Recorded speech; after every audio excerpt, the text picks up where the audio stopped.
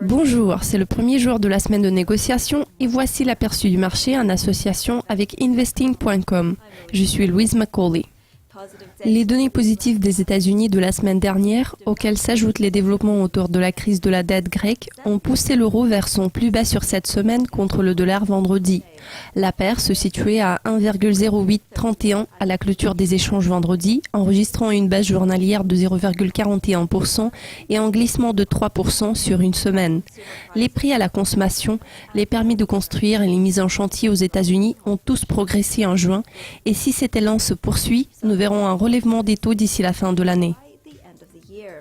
L'euro sterling a clôturé la semaine en baisse à 0,6946, son plus bas niveau en près de 8 ans. Les investisseurs seront attentifs aux données américaines sur les ventes de maisons, les inscriptions au chômage ainsi qu'à l'activité manufacturière de la Chine.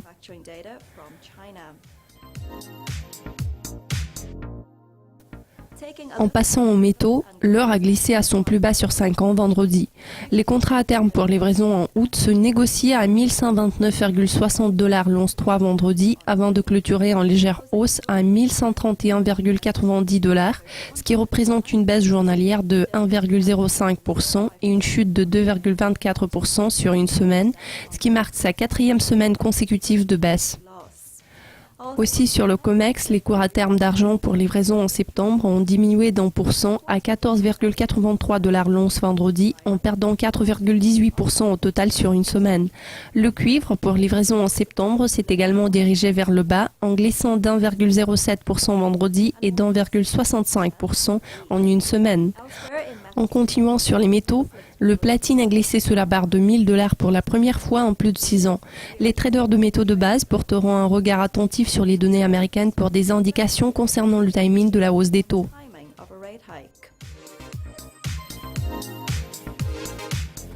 En passant au pétrole, un dollar américain plus fort a mis les cours à terme du pétrole sous pression vendredi et ils ont chuté à leur plus bas niveau en plus de 3 mois.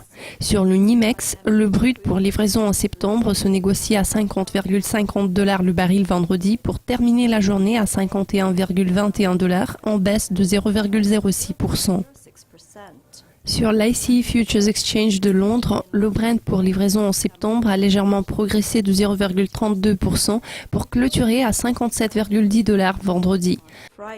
Parallèlement, selon le groupe de recherche Baker Hughes, le nombre d'appareils de forage de pétrole a chuté de 7 la semaine dernière aux États-Unis après 2 semaines consécutives de gains.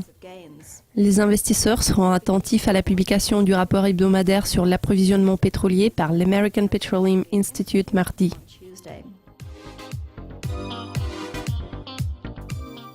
Merci d'avoir suivi cet aperçu du marché. Nous vous tiendrons au courant de toutes les publications économiques et financières importantes tout au long de la semaine. Restez branchés en suivant nos mises à jour sur Dukascopy TV.